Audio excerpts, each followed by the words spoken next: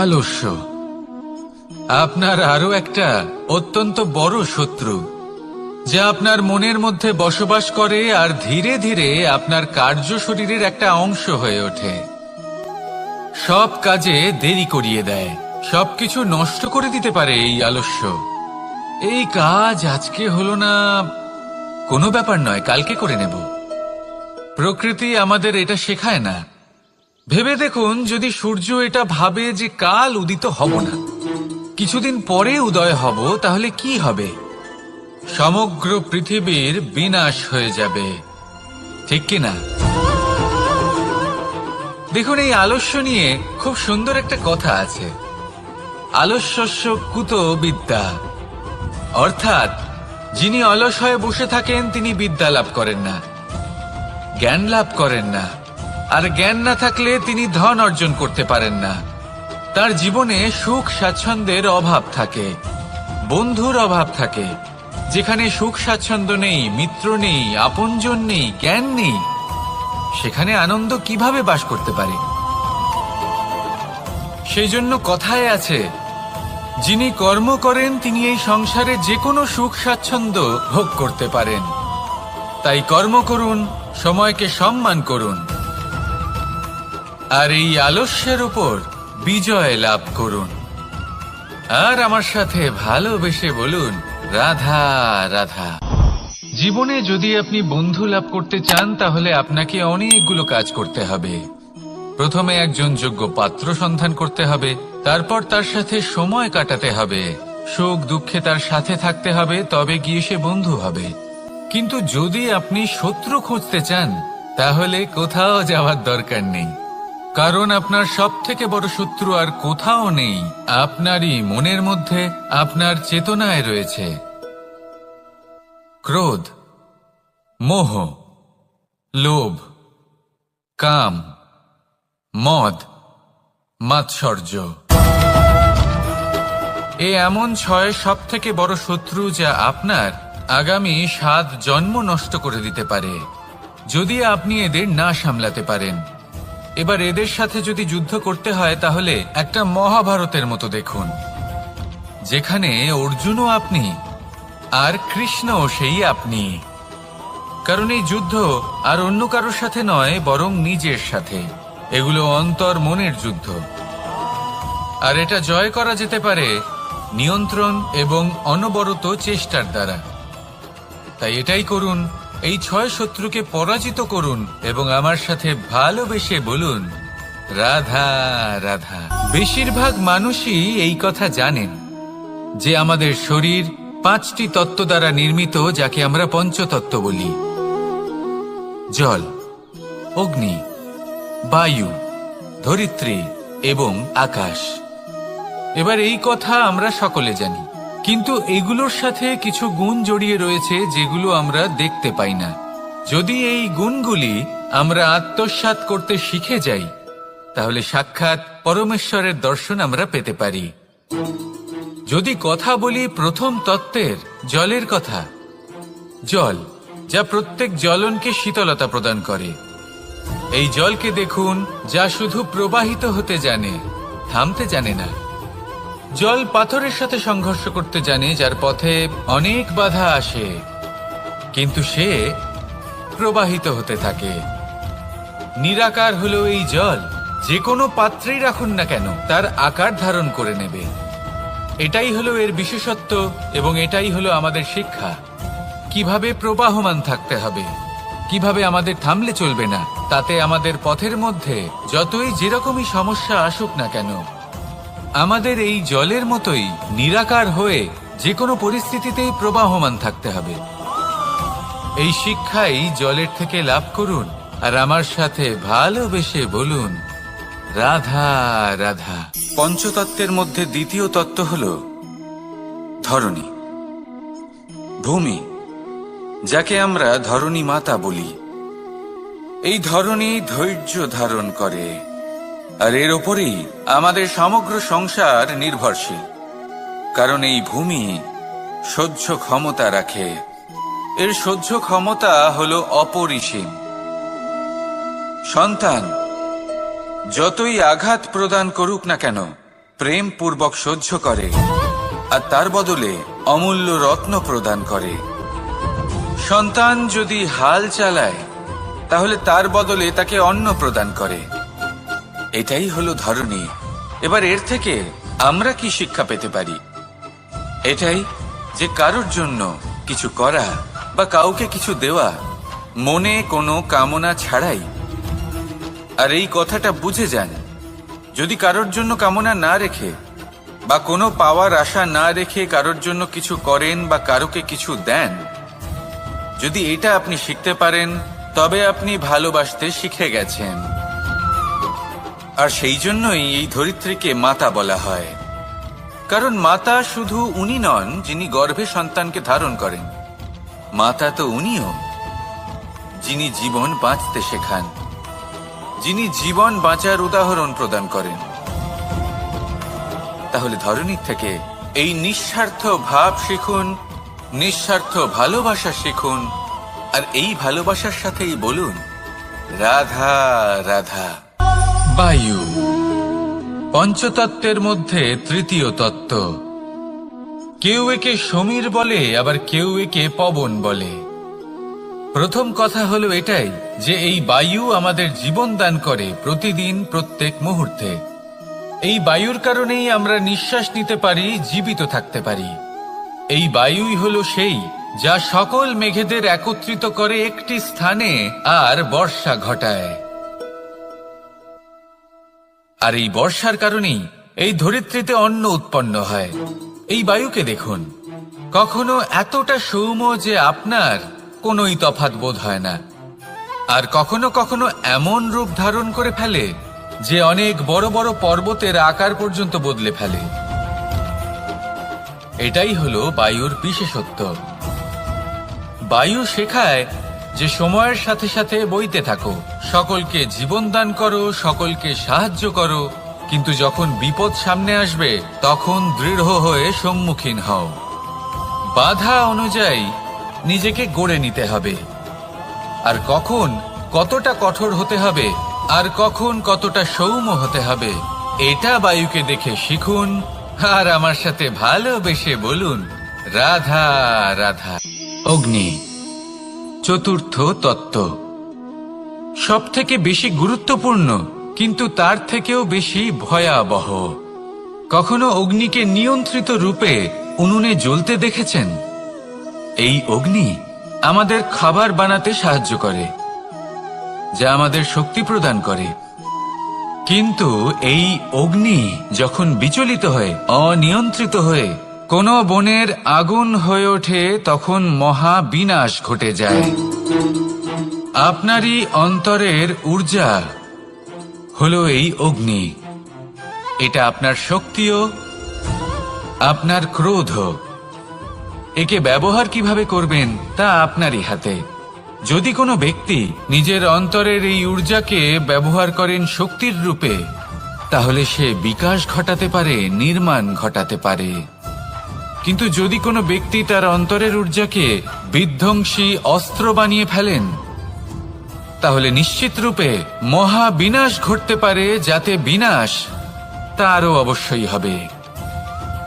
অনেক বছর পূর্বে এমনই এক আগুনের দ্বারা এই সুন্দর পৃথিবীর নির্মাণ হয়েছিল, আর অনেক বছর পূর্বে এমন এক আগুনেই সমস্ত জীব এবং সংসার বিলুপ্ত হয়ে গেছিল। এবার আপনি আপনার অন্তরের ঊর্জা দ্বারা বিনাশ ঘটাতে চান নাকি নির্মাণ ঘটাতে চান, সেই সিদ্ধান্ত আপনারই। আসুন আমার সাথে ভালোবেসে বলুন রাধা রাধা। পঞ্চম তত্ত্ব, আকাশ নব ব্যোম। আসলে কোনো ভ্রম নাকি সত্য? ভ্রম তো হতে পারে না, কারণ ভ্রমের মধ্যে কেউ বাঁচতেই পারে না। আর যদি সত্য হয় তাহলে এতটাই বিশাল যে আমাদের চোখের থেকে, আমাদের ইন্দ্রিয়ের থেকে, আমাদের মস্তিষ্কের থেকে, আমাদের চিন্তা ভাবনার থেকেও অনেক ঊর্ধ্বে, যাকে আমরা বুঝতেই পারি না। এটা যতটাই বিশাল আকার ঠিক ততটাই সরল। এই আকাশ যতই অন্ধকারাচ্ছন্ন ততটাই আলোর প্রকাশ প্রদান করে থাকে। দেখতে গেলে এ হলো জীবনের সঞ্চালক, কিন্তু যদি ক্রুদ্ধ হয়ে যায় তাহলে প্রাণ কেড়ে নিতেও দ্বিধা বোধ করে না। এই আকাশ শুধুমাত্র পৃথিবী লোক নয়, বরং এই সমগ্র ব্রহ্মাণ্ডকে, এই সমগ্র সৃষ্টিকে, এর প্রত্যেকটা তারাকে, প্রত্যেকটা গ্রহকে একটা বিশেষ স্থান প্রদান করে। এর নিজের কোনোই অস্তিত্ব নেই, কিন্তু সকলকে অস্তিত্ব প্রদান করে। এটাই হলো এই আকাশের মাহাত্ম্য। এই আকাশই হলো মাহাত্ম্যের প্রতিরূপ, যা আমাদের ভাবনা দ্বারা উৎপন্ন হয়। আপনিও আকাশের মতো এই বোধকে আপন করে নিন। আপনার জীবনও আকাশের মতন মহান এবং বিশাল হয়ে উঠবে। আর তখনই মন সুপ্রসন্ন হয়ে বলবে, রাধা রাধা। কাম, তৃতীয় পুরুষার্থ। এবার অধিকাংশ মানুষই কাম বলতে বিলাসিতা, বাসনা, লালসা মনে করে ফেলে। আসলে এমন কিছুই নয়। কামের বাস্তবিক অর্থ কি? কামের বাস্তবিক অর্থ হল কামনা। প্রতিটা ব্যক্তি, প্রতিটা মানুষ, প্রতিটা জীব এই সংসারে কোনো না কোনো বিশেষ কারণে আসে। সেই কারণকে পূর্ণ করার জন্য কর্ম করাকে কাম বলে। এখন সেটা সবার জন্য ভিন্ন হতে পারে। কারোর কাছে সেটা জ্ঞান অর্জন করা হতে পারে, আবার কারোর কাছে নির্মাণ করা হতে পারে। কারোর জন্য পরিবারকে সঞ্চালন করা হতে পারে, আবার কারোর জন্য এই সংসার থেকে পাপ দূর করা হতে পারে। কিন্তু সবথেকে গুরুত্বপূর্ণ হলো যে মানুষ যেন নিজের কর্ম ঠিক করে করে, সম্পূর্ণ যত্ন নিয়ে করে। তৃতীয় পুরুষার্থ মানে এই কাম। এটার অনুচিত অর্থ নিজেকে বোঝানো মানেই সমগ্র জীবনকে অর্থহীন করে দেওয়া। তাই প্রেম দ্বারা আপনার এই সংসারে আসার কারণটাকে অনুসন্ধান করুন, আর এই প্রেমের সাথেই বলুন, রাধা রাধা। এবার এই পুরুষার্থের বিষয়ে আপনারা অবশ্যই শুনেছেন, মোক্ষ, চতুর্থ পুরুষার্থ। আপনারা কি জানেন এই মোক্ষ আসলে কি? ধর্ম, অর্থ, কামনার পালন করতে করতে মৃত্যু লাভ করা, এটাই কি মোক্ষ? না, মোক্ষ হলো সেটাই যা জন্ম এবং মৃত্যুর ঊর্ধ্বে। প্রত্যেক ব্যক্তি, প্রত্যেক জীবই সংসারে কোনো না কোনো বিশেষ প্রয়োজনে আসে। ধর্মপথে, সৎপথে অর্থ উপার্জন করা, প্রয়োজনকে পূর্ণ করার চেষ্টা করতে করতে সেই প্রয়োজনকে পূর্ণ করা তাকে মুক্তির পথে নিয়ে যায়, যা হলো মোক্ষ। যদি এই মোক্ষ লাভ না হয় তাহলে মানুষ জন্ম এবং মৃত্যুর এই চক্রে বারবার ফিরে আসবে। তাই নিঃস্বার্থভাবে সদ্ভাব নিয়ে কর্ম করুন, সকলকে ভালোবাসুন, আর আমার সাথে বলুন, রাধা রাধা। মানুষ বড়ই বিচিত্র প্রাণী। অধিক থেকে অধিকতর ধন লাভ করার চেষ্টায় নিজের শরীরকে নষ্ট করে ফেলেন, নিজের শক্তি হারিয়ে ফেলেন, নিজের সামর্থ্য হারিয়ে ফেলেন। আর যে ধন লাভ করেন সেটা কোথায় যায়? সেই শক্তি, সেই সামর্থ্যকে আবার ফিরে পাওয়ার জন্য। আর কিছু মানুষ জীবন এমন ভাবে যাপন করেন যেন তা কখনোই শেষ হবে না, কিন্তু শেষ তো সবারই হবে। আর যখনই শেষটা কাছে চলে আসে তখন মানুষ এটা বুঝতে পারেন যে সে জীবনকে উপভোগ করেননি। তার কারণটা কি? লালসা। এই লালসা জন্ম দেয় লোভকে, আর এই লোভ জন্ম দেয় আপনারই বিনাশকে। সেই জন্য আজ আপনার কাছে যা কিছু আছে, যেমনটা আছে, তার সাথে জীবন যাপন করুন, পূর্ণরূপে যাপন করুন। আপনার কাছে যতই ধন, শক্তি, মান থাকুক, তা সবার মধ্যে ভাগ করতে শিখুন। ভাগ করলে ভালোবাসা বাড়ে, আর এই ভালোবাসা দ্বারা জীবন আরো সুখময় হয়ে ওঠে। তাহলে আসুন আর আমার সাথে ভালোবেসে বলুন, রাধা রাধা। মন, জীবনে যখনই কোনো বস্তু বা সুখ স্বাচ্ছন্দ্য অধিক মাত্রায় আপনার কাছে চলে আসে, তখন নিজেকে শ্রেষ্ঠ মনে করার একটা প্রবণতা দেখা যায়, যা হয় আত্মবিশ্বাসে পরিণত হয়, নয়তো অহংকারে। এবার আত্মবিশ্বাস আর অহংকারের মধ্যে অনেক বড় পার্থক্য রয়েছে। আমি এটা করতে পারি, আমি ওটাও করতে পারি, এ হলো আত্মবিশ্বাস। শুধুমাত্র আমি এটা করতে পারি, শুধুমাত্র আমি ওটাও করতে পারি, আমি হলাম সর্বশ্রেষ্ঠ, এটা হলো অহংকার। এবার এই অহংকার এর ধ্বনি অনেক দূর প্রবাহিত হয়, আর এর প্রহার সর্বপ্রথম আপনাকে বিপর্যস্ত করে। এবার এই অহংকার এর বিপরীত শব্দ হলো বিনয়, অর্থাৎ নিজের ঊর্ধ্বে উঠে অন্যের বিষয় ভাবনা চিন্তা করা, সংসারের বিষয়ে ভাবা। এই বিনয়ী হবার চেষ্টা করুন, একের থেকে অনেক হওয়ার চেষ্টা করুন এবং একসাথে থাকার চেষ্টা করুন। নিশ্চিত রূপেই আপনি বিকাশের কারণ হবেন। মত্ততা থেকে নিজেকে দূরে রাখুন, অহংকার থেকে নিজেকে দূরে রাখুন। এই মন প্রসন্ন হয়ে বলবে রাধা রাধা। জীবনে যখন কোনো ব্যক্তি নিজের লক্ষ্য প্রাপ্তির জন্য নিরন্তর পরিশ্রম করতে থাকেন, চেষ্টা করতে থাকেন, তখন তিনি কষ্ট অনুভব করেন, কখনো শারীরিক কষ্ট, কখনো মানসিক কষ্ট। এবার উনি এটা ভাবতে থাকেন যে আমি কি উচিত করছি নাকি অনুচিত করছি। কারণ অন্যদিকে এমন একজন ব্যক্তিও আছেন যিনি একদমই পরিশ্রম চেষ্টা করছেন না। তিনি মদিরা পান করেন, বিলাসিতায় জীবন কাটান, অলস প্রকৃতির হয়ে ওঠেন, নিদ্রাতে বিলীন হয়ে থাকেন আর ভাবেন যে তিনি সুখ লাভ করছেন। কিন্তু এরকম কেন হয়? কারণ যখন আমরা সৎ পথে থাকি, উচিত পথে চলি, লক্ষ্য প্রাপ্ত করার জন্য চেষ্টা করতে থাকি, তখন আমাদের ভেতরে থাকা নেতিবাচক শক্তি এবং পাপ এই দেহকে ত্যাগ করে দেয়। আর এই অনুভূতিটাই আমাদের দুঃখের অনুভূতি দেয়, কষ্ট দেয়। এবার সেখানে যদি আমরা কুপথে চলি, অনুচিত পথে চলতে থাকি, তাহলে আমাদের ভেতরে থাকা পুণ্য এবং ধনাত্মক শক্তি আমাদের দেহ ত্যাগ করে দেয়। আর এই অনুভূতির কারণেই আমরা সুখ অনুভব করি। কিন্তু কখনো ভাববেন যে এই সুখ বেশি সময় পর্যন্ত থাকে না। সেই জন্য সবসময় মনে রাখবেন, যদি আপনি জানেন যে এটাই আপনার লক্ষ্য, এটাই উচিত পথ, শুভ পথ, তাতে নিরন্তরভাবে এগিয়ে যেতে চেষ্টা করতে থাকুন। এই কষ্ট আপনাকে সুখের পরাকাষ্ঠায় কখন পৌঁছে দেবে তা আপনি জানতেই পারবেন না। আসুন আমার সাথে ভালোবেসে বলুন রাধা রাধা। ঈর্ষা আমাদেরই মনে বসবাস করা আরো একটা শত্রু।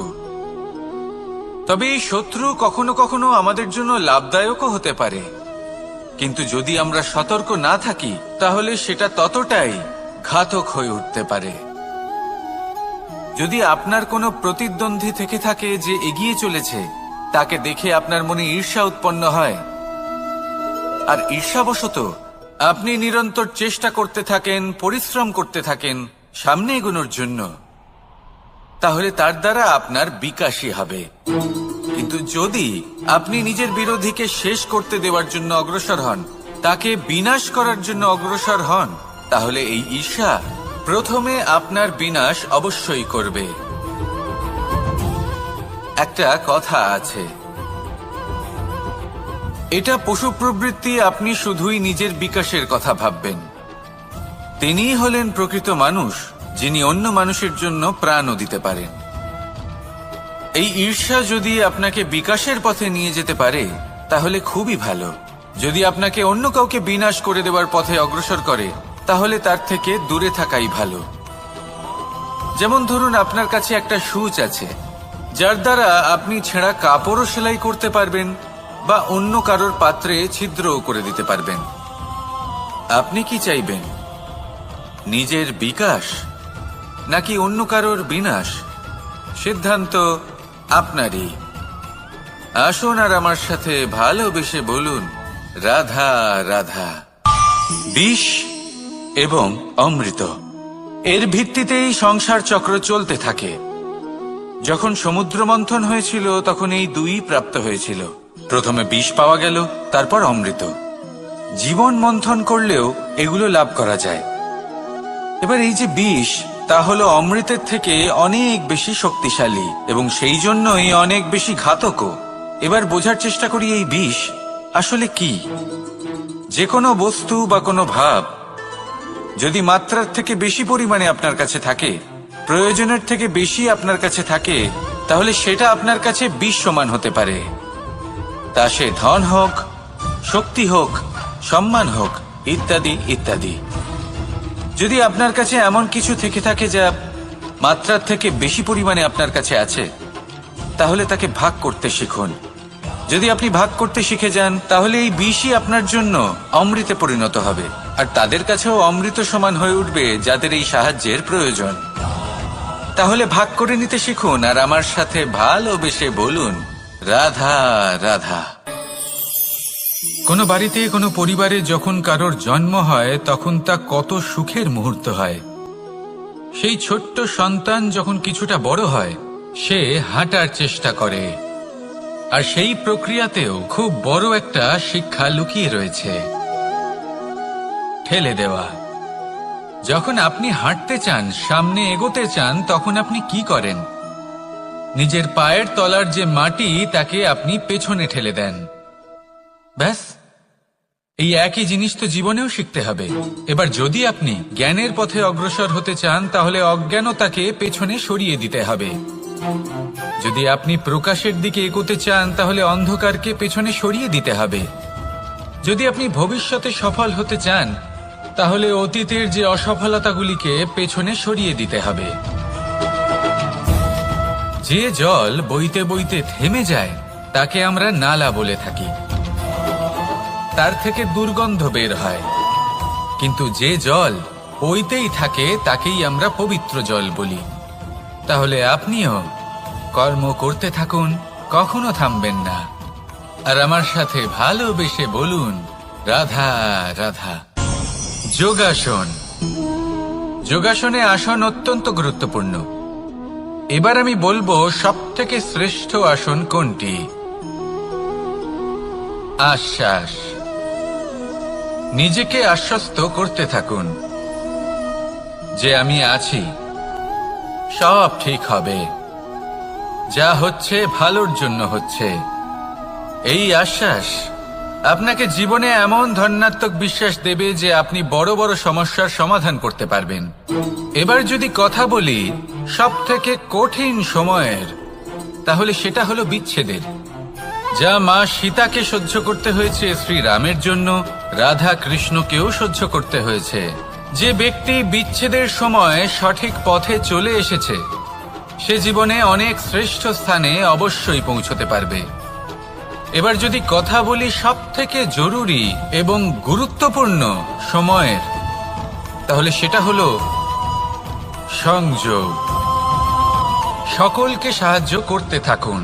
আপনি অন্যদের সাহায্য করে তাদের যত আনন্দ দিতে পারবেন, ততটাই আনন্দ আপনারও জীবনে অবশ্যই আসবে।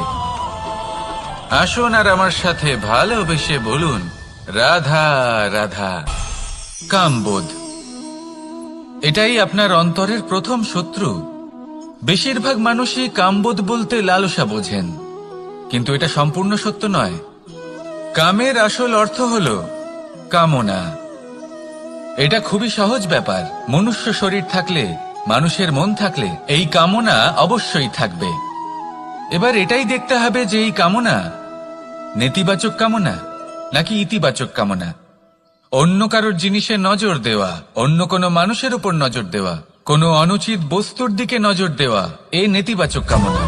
আর এই দুষ্কামনা মানুষকে দিয়ে অপকর্ম করাবেই করাবে। তাই মনে রাখবেন, যে ব্যক্তি নিজের কামনাকে নিয়ন্ত্রণে রাখতে পারেন, তিনি সঠিক পথেও থাকেন, সঠিক লক্ষ্যে পৌঁছতেও পারেন। যিনি কামনা নিয়ন্ত্রণে রাখতে পারেন না, তিনি তার পথও হারিয়ে ফেলেন এবং লক্ষ্যচ্যুতও হন। তাই মনে রাখবেন, নিজের কামনাগুলিকে নিয়ন্ত্রণে রাখুন।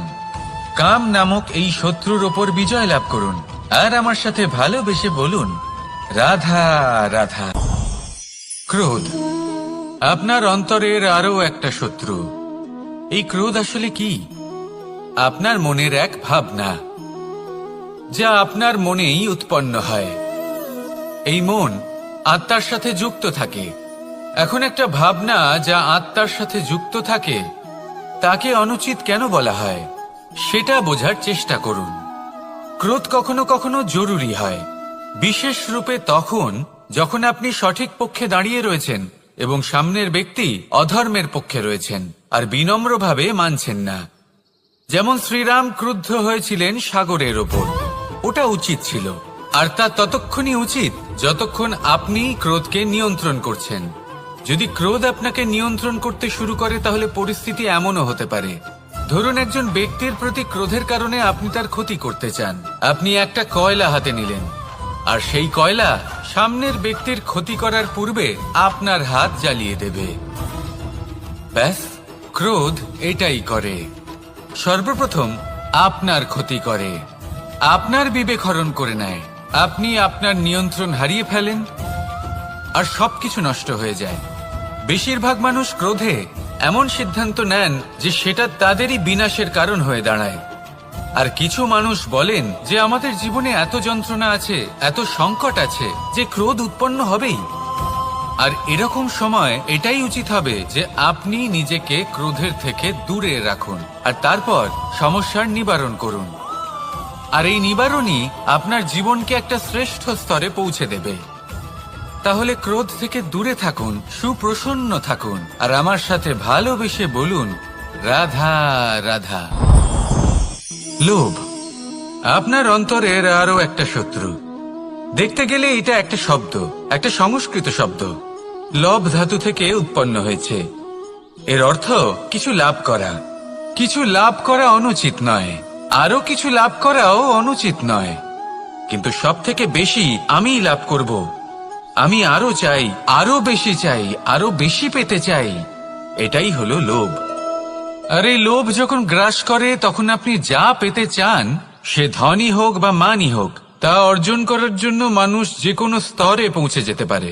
যদি মানুষ ধন অর্জন করতে চান তাহলে তার জন্য তারা অধর্মের পথেও চলতে পারেন। যদি সম্মান অর্জন করতে চান তাহলে অন্য মানুষকে ছোটও করতে পারেন। শেষ পর্যন্ত আপনার এটা মনে হতে পারে যে যদি একটু অল্পই প্রাপ্ত করতাম, কিন্তু ভালোবেসে প্রাপ্ত করতাম, এই জীবন আরো অনেক বেশি সুখী হতো। লোভ আপনার জীবনে, আপনার মনে কখন যে প্রবেশ করবে সেটা আপনি জানতেও পারবেন না। তাই এটা চিনতে শিখুন, আর তৎক্ষণাৎ জীবন থেকে বাইরে ফেলে দিন। যা কিছু লাভ করতে চান তা ভালোবেসে লাভ করুন, আর সেই ভালোবাসার সাথেই বলুন, রাধা রাধা। মোহ আপনার অন্তরের আরো একটা শত্রু। এবার মানুষ প্রেম আর মোহের মধ্যে পার্থক্য বুঝতে পারে না। কিছু মানুষ ভাবে যে মোহর মধ্যে খারাপ কি আছে।